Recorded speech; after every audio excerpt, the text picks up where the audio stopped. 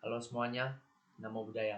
Perkenalkan, nama saya Hernando dari kelas 1 BUMN dengan nomor NPM 2041005. Hari ini saya akan mempresentasikan tentang ujian akhir semester saya mata kuliah Pendidikan Agama Buddha dengan judul Kemiskinan serta Kemerosotan Moral. Latar belakang. Kemiskinan merupakan salah satu masalah kehidupan yang mendunia sekarang. Data dari berbagai dunia menunjukkan kemiskinan merupakan masalah utama yang dihadapi semua negara pada saat ini. Apalagi sekarang kita sedang diserang oleh pandemi ini. Karena pandemi ini, tidak sedikit manusia di berbagai belahan dunia, termasuk Indonesia, mengalami pengangguran. Hal ini membuat kalangan rendah mengalami kesulitan dalam hal ekonomi, berbeda dengan kalangan atas, yang mungkin tidak akan mengalami kesulitan dalam ekonomi.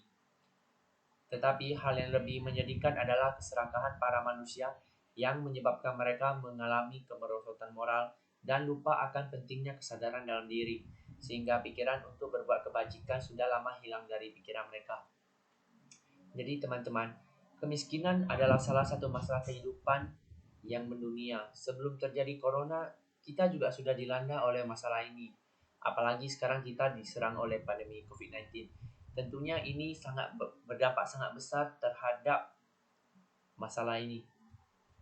Sebenarnya sebelumnya kita sudah dilanda kemiskinan, apalagi sekarang dilanda oleh pandemi. Tentunya kemiskinan akan semakin meningkat karena banyak pabrik-pabrik yang ditutup. Ini membuat para pekerja untuk kehilangan pekerjaan. Jika sudah terjadi masalah ekonomi, tentunya pikiran kita untuk berbuat kebajikan akan hilang karena kita sendiri sudah susah untuk menghidupi kita, apalagi kita berbuat kebajikan. Makanya kemiskinan merupakan salah satu dampak kalau pikiran untuk berbuat kebajikan itu mengurang. Kedua, pada zaman modern ini, semua manusia sedang berlomba-lomba dalam mengejar kekayaan. Mereka tidak lagi berpikir secara moral dalam mencari nafkah, tetapi mereka akan rela membuat apa saja demi memperoleh kekayaan tersebut seperti mencuri, merampok, serta membunuh. Mereka menganggap bahwa mengejar kekayaan lebih penting daripada berbuat kebajikan. Hal ini yang menyebabkan mengapa manusia sekarang mengalami krisis moralitas yang sangat parah. Oleh karena itu, saya akan menjelaskan tentang bagaimana ajaran dalam agama Buddha menghadapi kemiskinan dan kemerosotan moral yang terjadi pada zaman milenial ini. Jadi teman-teman, pada zaman modern ini manusia lebih ingin mengejar kekayaan daripada berbuat kebajikan. Apalagi ya seperti yang saya katakan tadi, kita sedang dilanda oleh pandemi ini. Tentunya ketika orang kehilangan pekerjaan, mereka tidak akan berpikir moral, tidak akan berpikir lurus dalam mencari nafkah. Mereka akan berpikir untuk membuat apa saja agar bisa menghasilkan uang dan mencari nafkah. Itu tidak baik. Dan makanya dalam bab ini saya akan menjelaskan tentang bagaimana ajaran dalam agama Buddha menghadapi kemiskinan dan kemerosotan moral yang terjadi sekarang ini. Ajaran sutta yang mendasari yang pertama, Dhammapada bab 11 Jaravaga syair 155. Acaritva Brahmacaryam alada yobane danam jinak kon ava jayanti kinamace va palaleti. Ketika masih muda tidak menjalani kehidupan suci, juga tidak berhasil mengumpulkan kekayaan. Mereka tetap bertahan hidup seperti bangau tua yang tidak berdaya dan kelaparan di tepi danau yang tidak ada ikannya. Yang sutta yang kedua adalah Dhammapada Papavaga syair 116.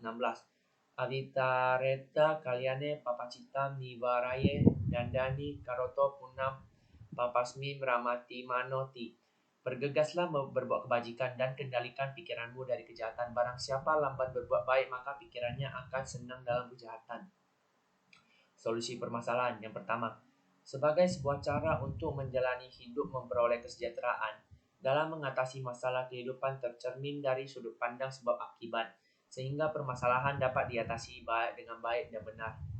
Dengan cara mengumpulkan kekayaan yang sesuai menurut Dhamma, yaitu perumpamaan lebah yang memperoleh madu tanpa merusak bunga tetapi justru menguntungkannya. Oleh karena itu, mengatasi berbagai masalah dalam masyarakat yang timbul akibat kesenjangan sosial, hendaknya masyarakat harus peduli akan kepentingan sosial serta menyadari akan lingkungan di sekitarnya. Karena orang yang memperhatikan kepentingan orang lain di samping kepentingan diri sendiri adalah yang terbaik. Jadi teman-teman, ketika kita mencari nafkah, kita bukan hanya mencari nafkah begitu saja. Akan tetapi kita harus peduli terhadap kepentingan sosial. Seperti kita harus sadar dulu akan lingkungan sekitar kita. Di lingkungan kita ini tentunya banyak orang yang mengalami kemiskinan. Jadi ketika kita mencari nafkah dengan jujur, ketika kita mempunyai ekonomi kita, cara kita lihat lebih bagus dari mereka. Jadi sebaiknya kita membantu mereka dengan ikhlas. Itu tentunya akan menguntungkan mereka dan kita juga akan untung karena kita telah berbuat kebajikan.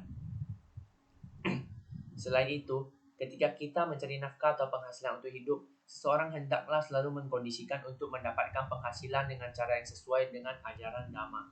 Hal ini akan memberikan ketenangan dalam hidupnya, baik untuk sendiri maupun keluarganya. Seperti yang terdapat dalam Samyutta Nikaya 4.331.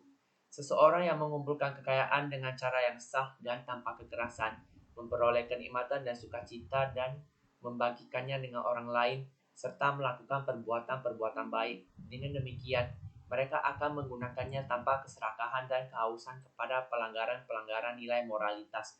Mereka akan menyadari bahaya dalam penyalahgunaan dan sadar akan tujuan hidupnya yang tertinggi. Maka ia akan patut dipuji dan tidak tercela dalam kehidupannya. Ketika kita mencari nafkah, kita harus mencari penghasilan dengan cara yang jujur atau cara yang sesuai dengan ajaran Dhamma. Jika kita mencari nafkah dengan jujur, tentunya kita akan hidup dengan tenang. Berbeda dengan para masyarakat yang mencari nafkah secara tidak jujur, seperti ada yang mencuri, merampok. Tentunya hati mereka akan tidak tenang ketika mereka menjalani kehidupannya sehari-hari. Ya, mungkin bagi beberapa dari mereka akan tenang, tapi tentunya mereka tidak akan lebih tenang daripada orang yang mencari nafkah dengan jujur. Dan ketika kita mencari nafkah dengan cara yang jujur dan kita membagikannya kepada orang lain yang mungkin lebih kurang dari mereka, lebih kurang daripada kita, tentunya kita akan semakin tenang dan kita akan dipuji karena kita sedang berbuat baik. Dengan senantiasa berbuat kebajikan, maka akan terbina sifat kemuliaan yang tak terhingga. Seberapapun orang yang hatinya pelit atau kikir menginginkan untuk bisa pergi ke alam dewa, tetapi tidak akan bisa selama kekikirannya tidak dia lenyapkan. Namun Sang Buddha menegaskan bahwa sesungguhnya orang pelit atau kikir tidak dapat pergi ke alam dewa. Orang bodoh tidak memuji kemurahan hati, akan tetapi orang bijaksana senang dalam memberi, dan karenanya ia akan bergembira di alam berikutnya. Dhammapada Lokawaka Syair 177.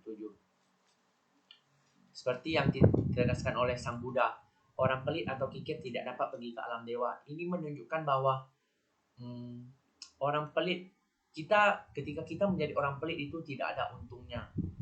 Tapi berbeda ketika kita berbuat kebajikan. Kita tidak hanya merasa tenang ketika kita menjalani kehidupan, tetapi orang yang tidak pelit lebih berkemungkinan untuk pergi ke alam dewa. Oke, sekian dari presentasi saya. Mohon maaf jika ada kata-kata yang tidak berkenaan di hati, mohon dimaafkan sebesar-besarnya. Sekian, terima kasih. Namo Buddhaya.